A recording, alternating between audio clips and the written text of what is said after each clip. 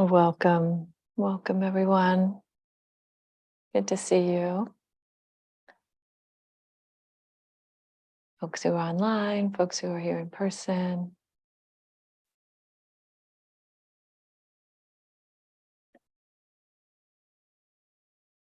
My name is Aya Dhammadipa, and as usual for Tuesday night, we are going to begin with some guided meditation and do about half an hour of that, and then I'll move into the Dhamma talk for this evening. And allow some time at the end there for questions, comments, and kind of sharing. And I think that's all I have to share at this time. So we're going to do a very simple meditation on the breath this evening. And I'll give you some step-by-step guidance, but just to say that this form of meditation is intended to help you to be able to follow all of the parts of the breath. So we're going to look at individual parts one by one. But for now, you can just begin by rocking the body from side to side and front to back.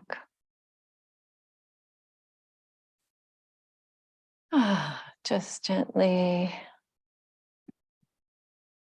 loosening up any tendency to lean in one direction or another.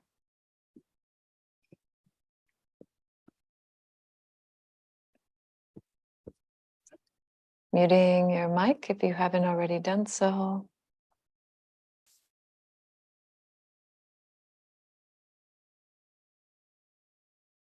And sensing the body sitting on your seat.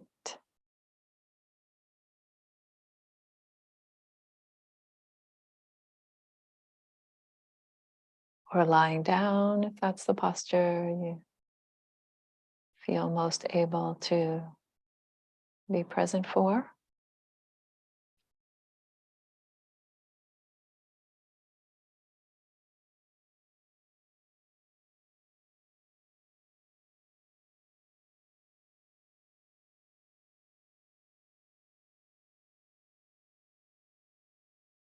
Sensing the weight of the body naturally steady.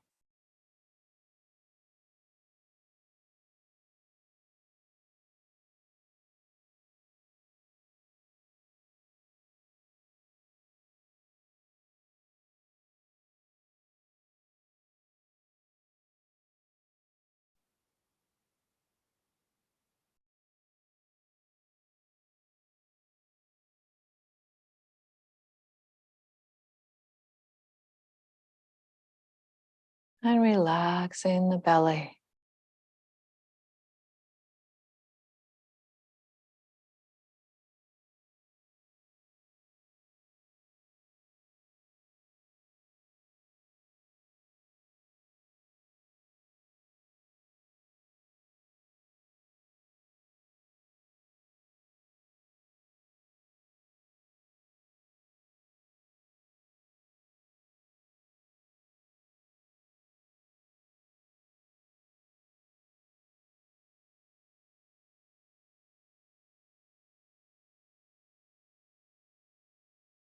Gently aligning the bones of the spine.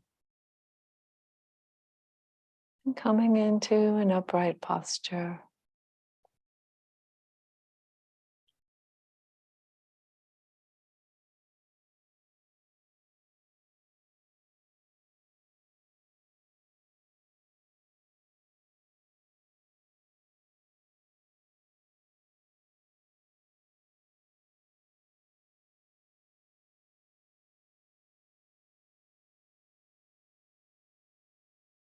Sensing that alignment all the way up through the neck.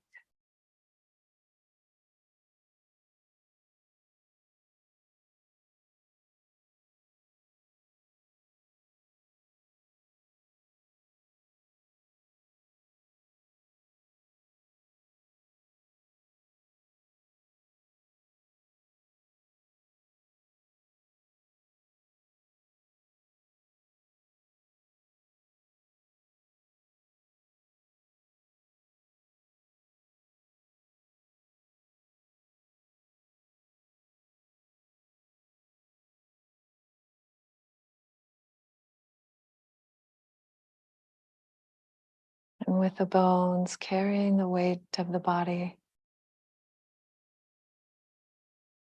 Gently allowing the muscles around the ribs and the back to just relax and widen, becoming soft.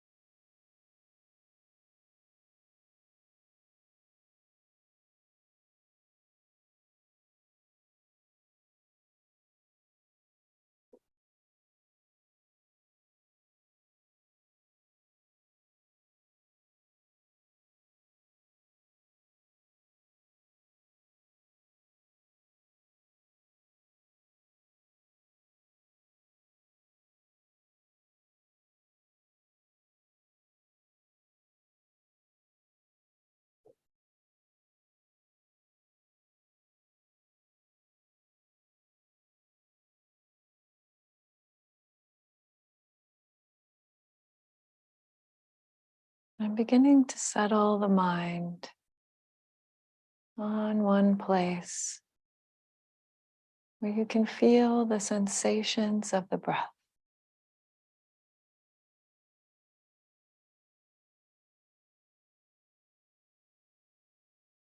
Maybe in the nostrils or in the throat.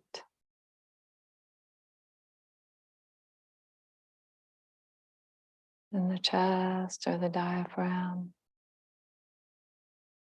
Just choosing one place where you can feel your breath and allowing the mind to rest there.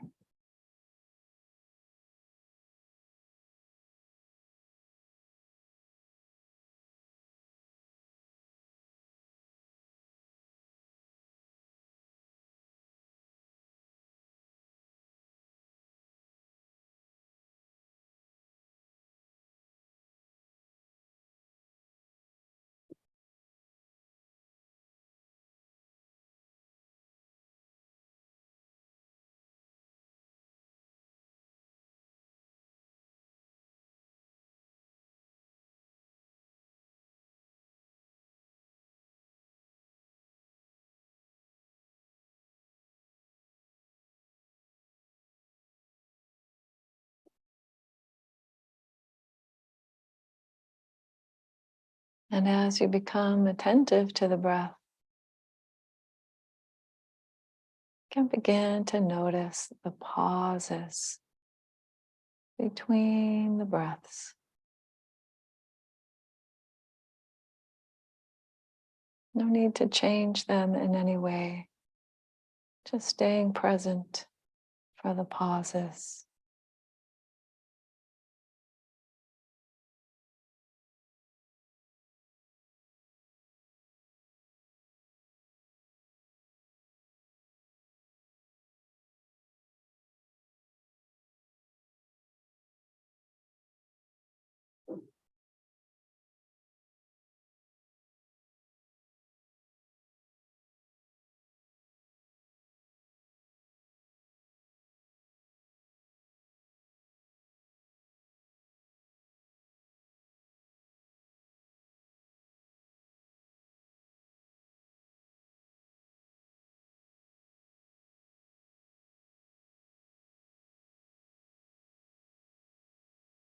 Noticing those moments of natural stillness.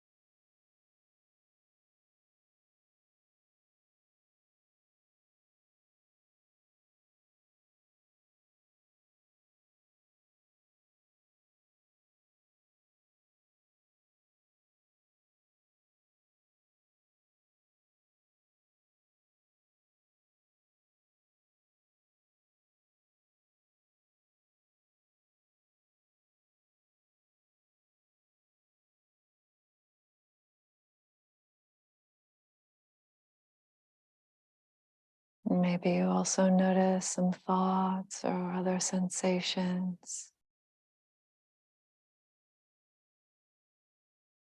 but those can just recede into the background as you stay with the sensations of the breath, noticing the pauses.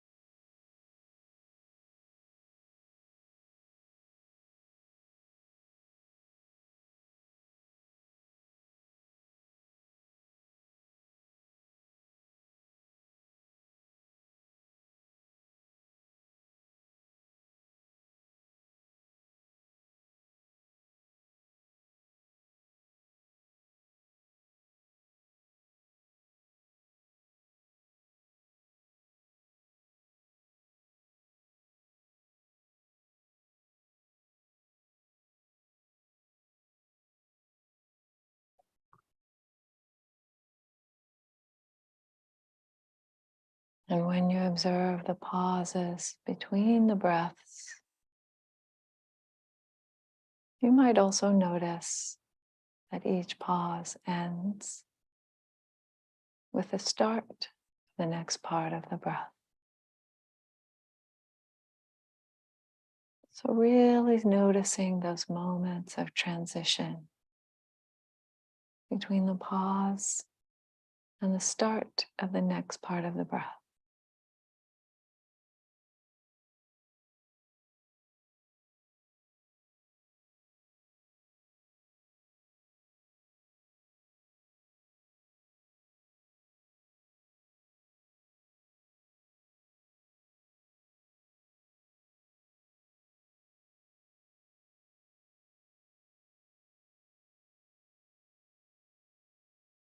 And when the mind wanders away, it's coming back to the felt sensation of the breath somewhere in the body.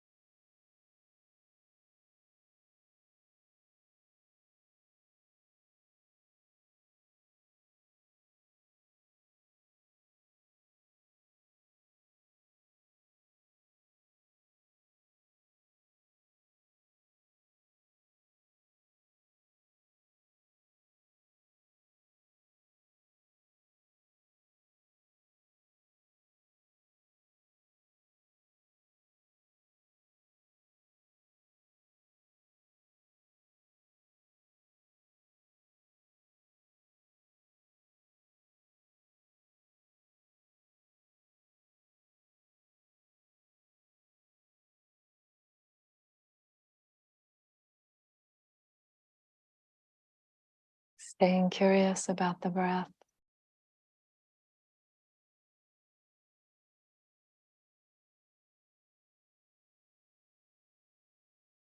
And having observed the beginning of each part of the breath, and letting the mind ride along the length of the breath,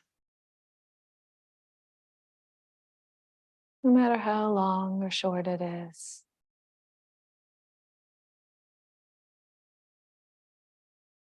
Just keeping the attention there along for the ride, for the whole length of the breath, until you get to a new pause.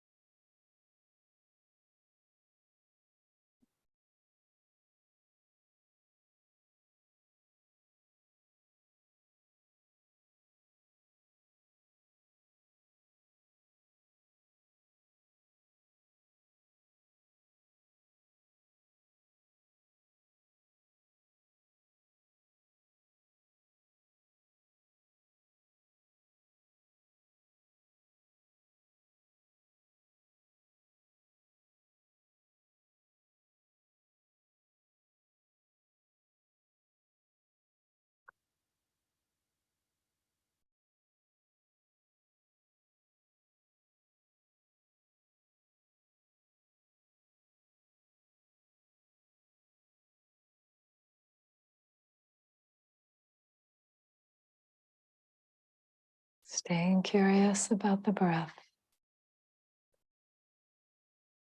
How is it in this moment?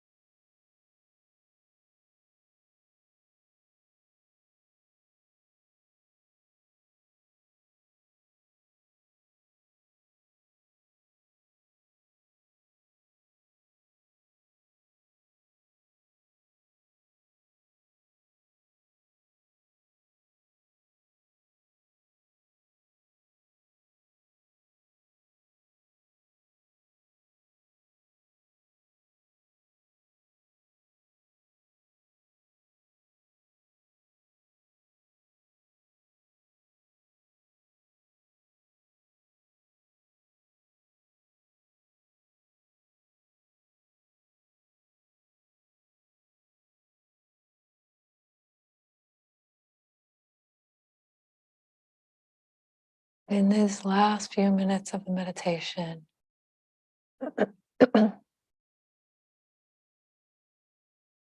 is opening the attention to the whole body at once, the whole body from head to toe,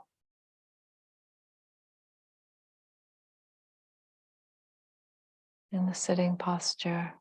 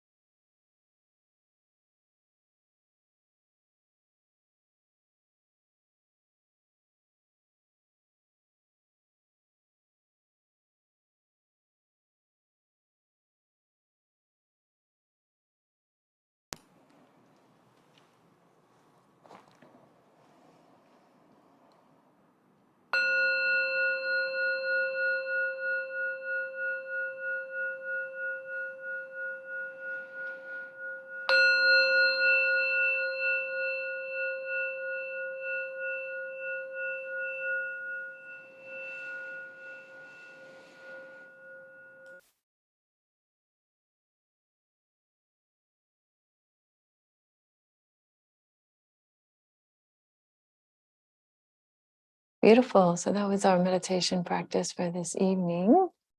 And now I'm going to go ahead and move directly into the Dhamma talk. So if there are any questions or sharing about the meditation, that can happen after the talk. Yep, feel free to adjust your posture.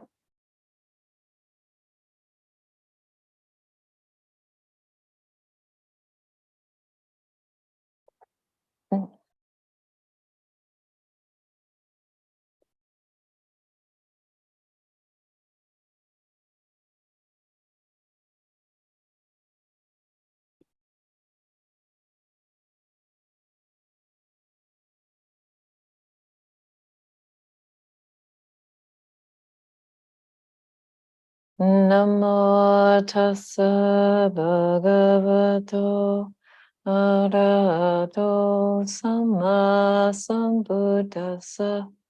Namo tassa bhagavato arahato samma sambuddhassa.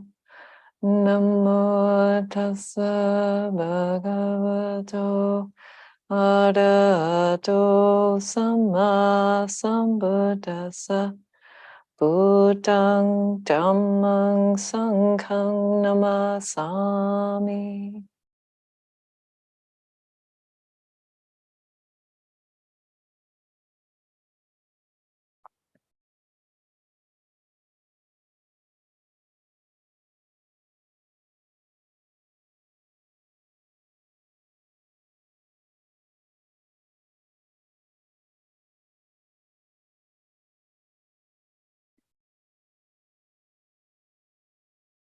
I've been thinking about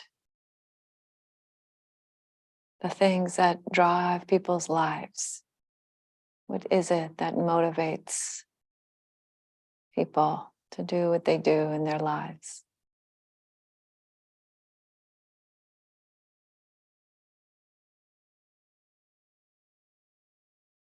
I think that if I look out in the world, I see so many different motivations, many different dynamics happening, but some that are sort of common threads. And this has been true for a very long time, these common threads of the human experience. And so, as I often say, although each one of us is an absolutely unique being with a unique set of conditions, experience of body and mind. There are also certain universal principles that we can talk about, that we can all observe in our own lives, that we can relate to. And so, on that note, I brought a poem, as I often do, a poem by a woman from about 2,500 years or so ago. And her name was, her Dharma name was Mittakali. Mittakali. So she is known as one of the Teris, one of the elder nuns, who was elder in terms of senior, elder in terms of respected Dhamma teacher, and an awakened, an enlightened person in the time of the Buddha, the historical Buddha. And Mittakali, her name means friend of the dark, friend of the dark. And maybe we'll see a hint of that in her poem. But I really enjoy talking about these poems. So these poems, there's a collection of poems that's known as one of the, if not the oldest, one of the oldest collections of women's poetry historically ever. It's called the Therigatha. So it's the verses of the elder nuns. And they are poems. And I imagine them, one of the aspects of being a Buddhist monastic, even back in that time of the Buddhist time, is that we get together on the full moon and the new moon to talk about how our lives are going, how are we doing with our ethical and practice commitments, and to share with one another times that it didn't go so well, times that it did go well, learnings, and so on. And for the juniors to have an opportunity also to spend time with the seniors. And so I imagine them getting together, these women. And the reason why they would do it at the full moon and the new moon is because they didn't have cell phones or calendars back then. And so they would look up at the sky and they would see, oh, it's a couple of days until the full moon. So I know that I need to start walking at this time to get back to the meeting place with my sisters. And so it was a beautiful way for them to know when these gatherings were going to happen. You just look up at the sky. And they would get together, and I imagine them sitting together in a circle. And it's kind of a poetry slam. It's like people would get up and they would recite some poem or say something about their experience of the practice as a way of talking about how it went, as a way of inspiring one another, I suppose, as a way of catching up, because many of them had gone far away to teach or to be in touch with other people in other towns. So Mittakali, Teri, Venerable Teri Mittakali, gave this poem. She recited this poem, or at least this is how it's come down to us. So we should know that it was a verbal tradition, an oral tradition for many centuries before it was written down, for at least 5 centuries or so, maybe more, 6, 7.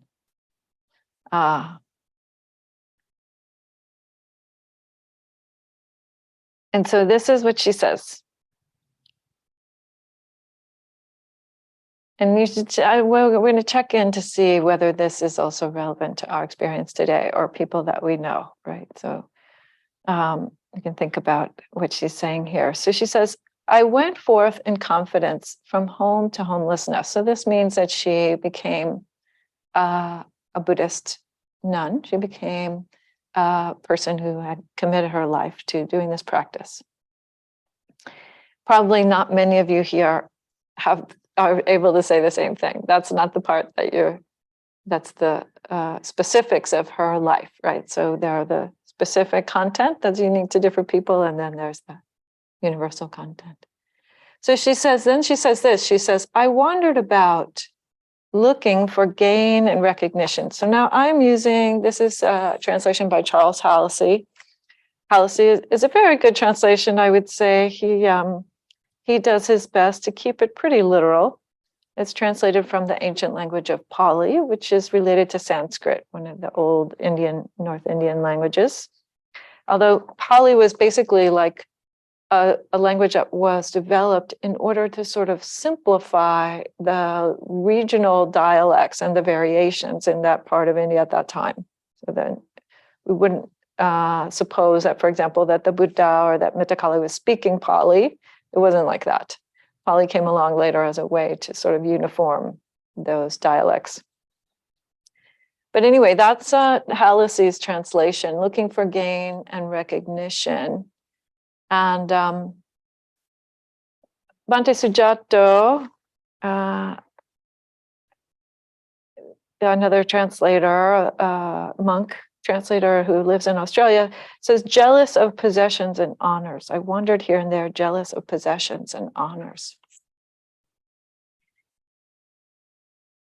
And then she goes on, I ignored the highest goal, taking any low goal, ruled by compulsions, ruled by something we might translate as like vices. And I never knew what a true goal was for somebody who is a seeker, a spiritual seeker.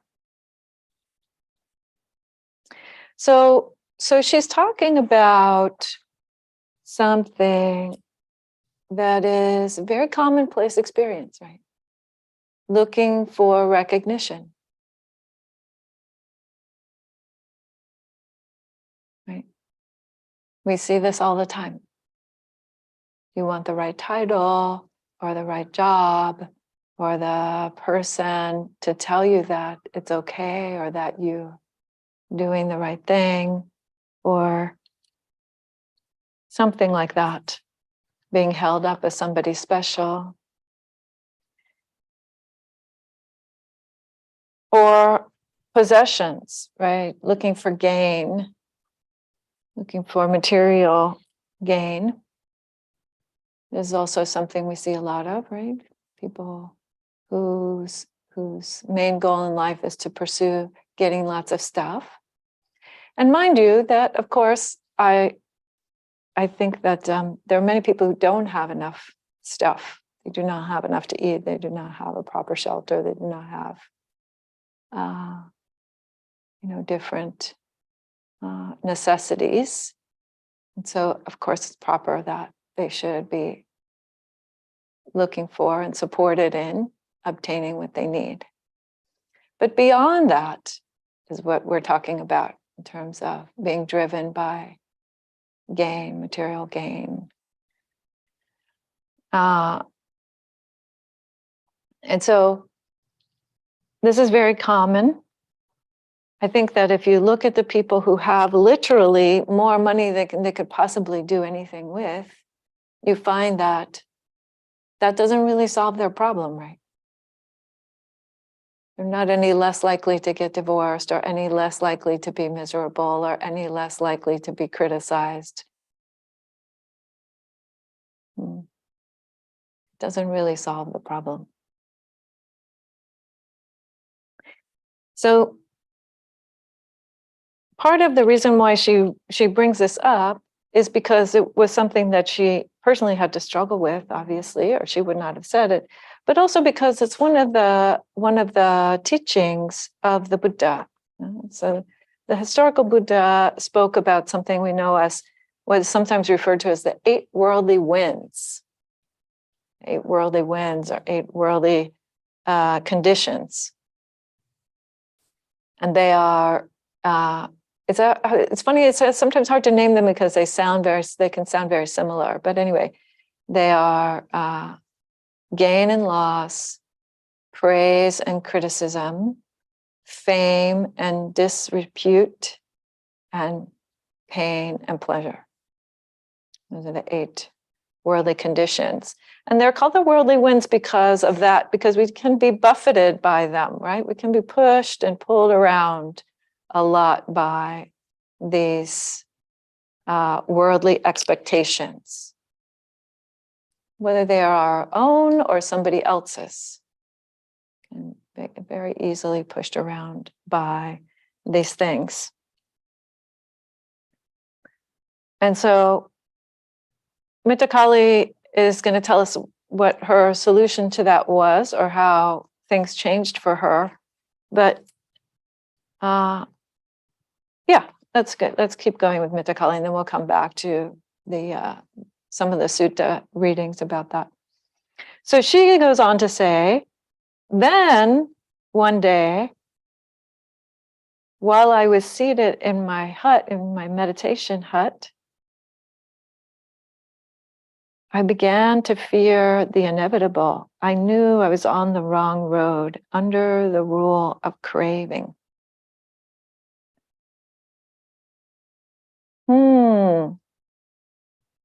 Life is short, she says. Life is short.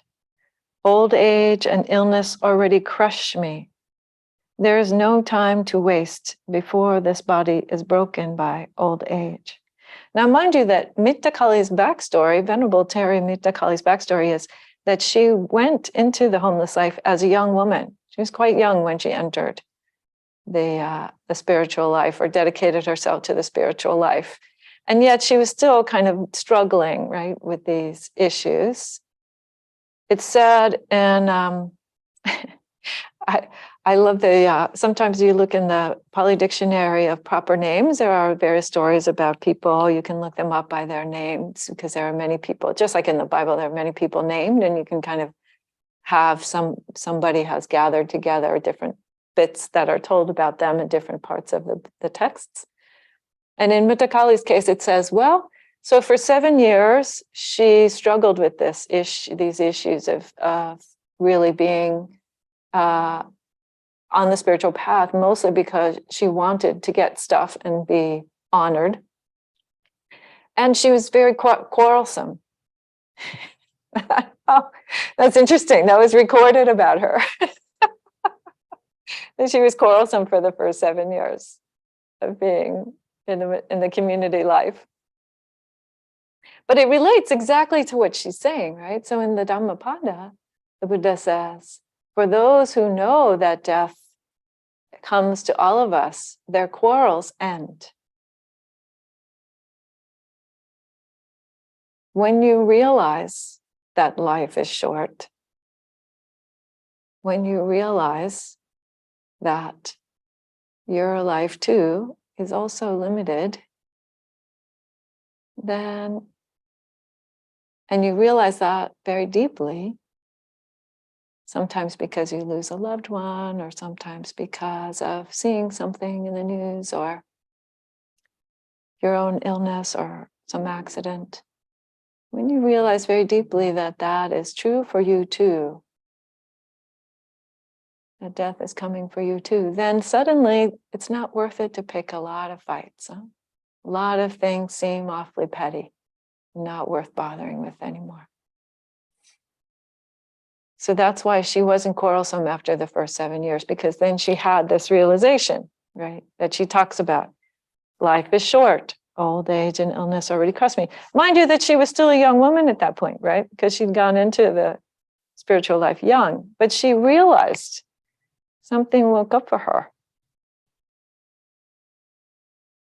So I really enjoy this poem because it's tying in so many different teachings, right? So one teaching is this saying that she started to feel fear. She started to feel fear about her own death, about her own body, about, the inevitability of difficulty in life. That started to really hit home for her.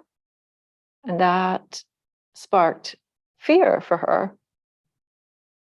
And this recognition that she was under, which she says, what Halsey translated as under the rule of craving.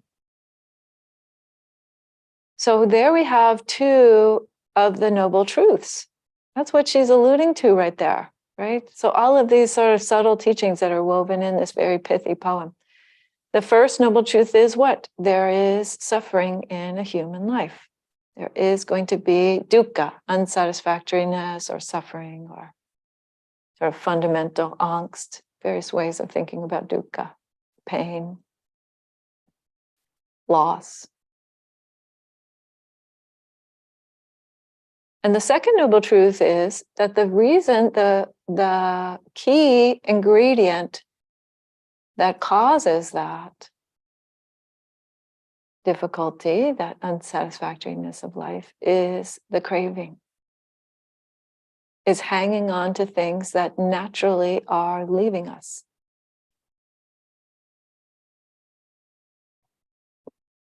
And what are those things? All things are naturally leaving us, whether in death or in life.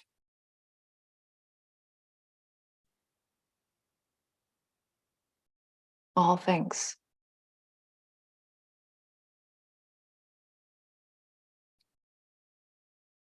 So she realizes the reality of the first two of the noble truths. And then the third noble truth is what? There can be the cessation of craving. There can be the cessation of dukkha. So that's what she says next. She says, so she has this realization, and then looking at a person and seeing that a person is made only of the khandhas, the five aggregates, and a person is made of their body and these different aspects of mind, the consciousness and the perceptions and the feeling tones and the reactions. And seeing those as they changed over time, waxing and waning. Then, and she describes a moment of awakening. I stood up, my mind freed, the Buddha's teaching done. And that actually, again, kind of seeing how all of these different threads tie together. So if we look at in the numbered discourses, when the Buddha speaks about these 8 worldly conditions or 8 worldly winds, these things, these expectations, if you will, he says gain and loss, fame and disgrace, blame and praise, pleasure and pain. These qualities among people are impermanent, transient, and perishable. It's all coming and going. It's all leaving you. A clever and mindful person, I love Bhante Sujato. I don't know what he's translating as clever here. Let's see, what's the Pali word he's translating? Natva. Okay. A clever and mindful person knows these things, seeing that they're perishable, both favoring and opposing. So I skipped a couple of lines there, but we're getting to the key part here. Both favoring and opposing are cleared and ended. They are no more. Knowing the sorrowless state. So that's a very interesting thing to say. And this is where I think we get to the kernel of it, thankfully, because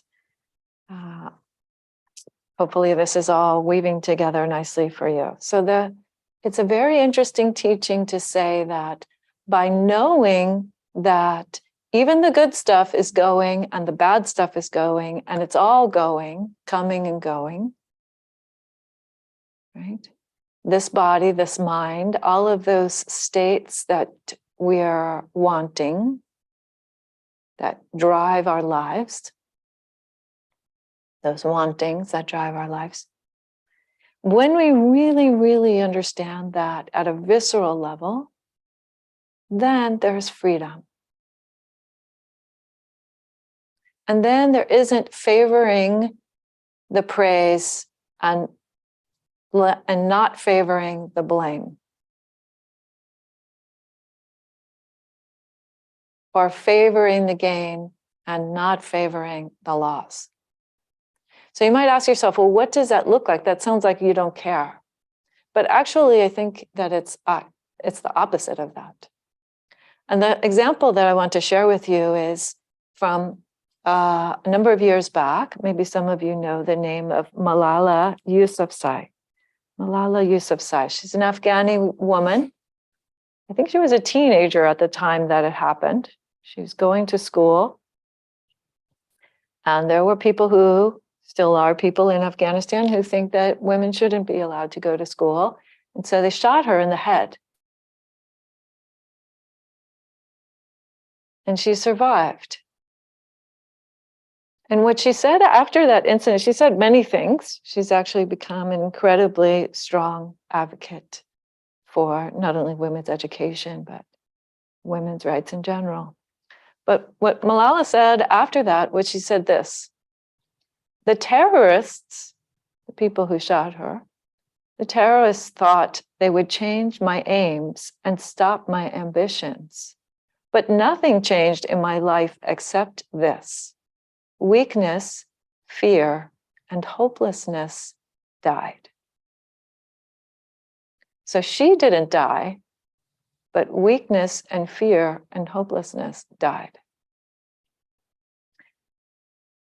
And why?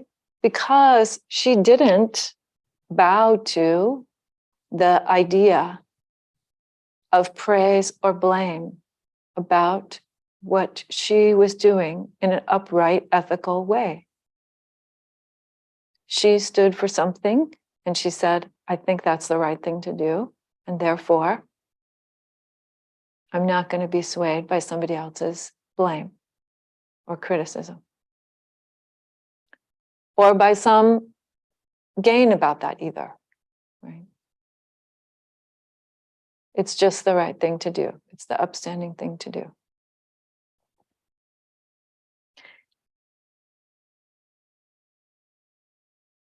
So the teaching is not, so the teaching is on the one side saying that we don't need to be swayed by, that we need to be careful about not being pushed and pulled by certain social expectations, even the most common ones. But then that we have to ask ourselves, then what are we guided by?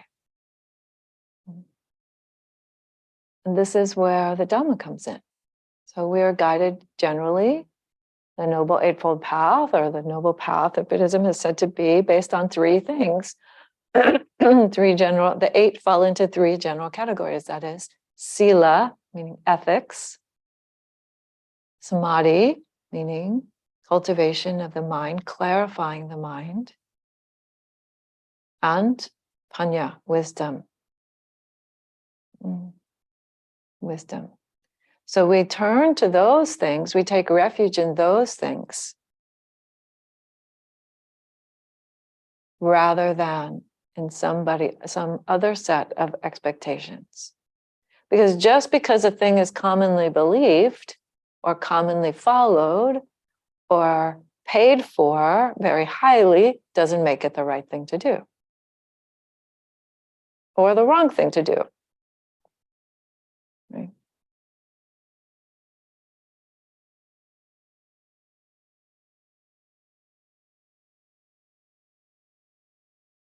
And Malala had the same experience, at least to some extent. She describes an experience very similar, right, to what Venerable Mittakali says, that her fear was gone after that deep knowing,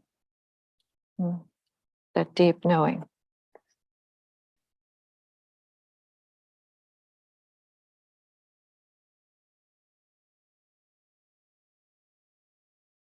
And so we stand on ethics.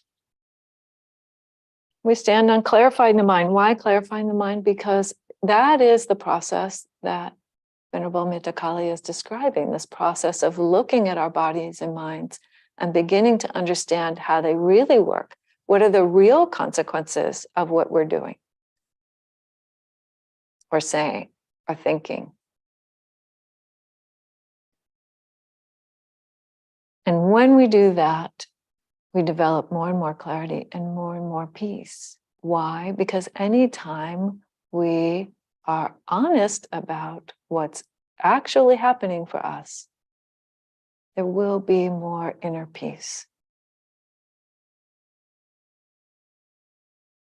As I said to a friend recently, even unwholesome states, when they are attended to mindfully, with care, with compassion, with wisdom, they become the path. They become useful. They become a source of clarity, of peace.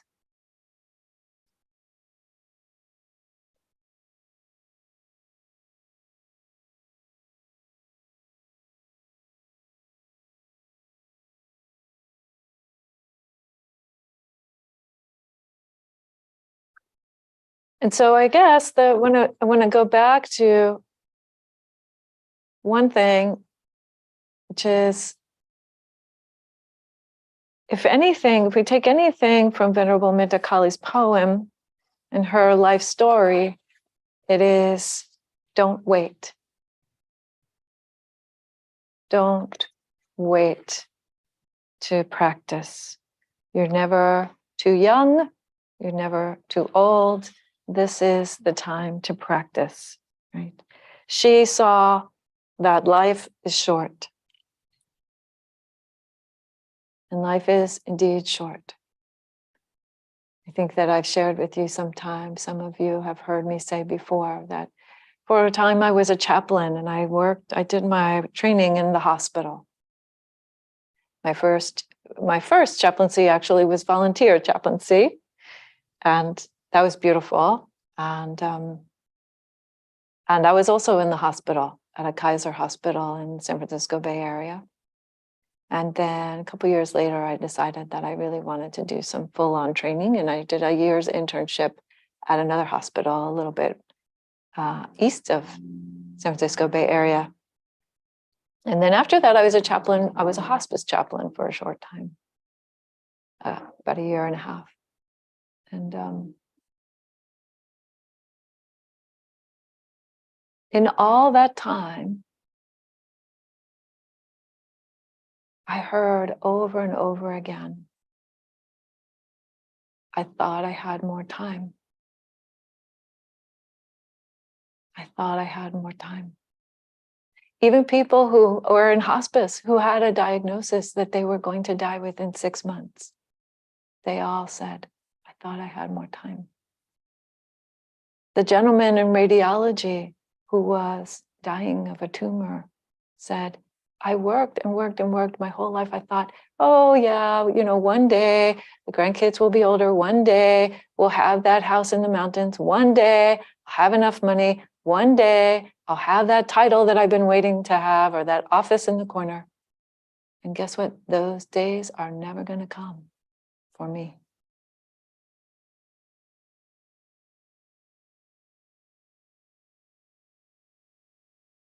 So don't wait. Let that fear, let that grief, let those joys, let all of your life be a teaching right now. Right now.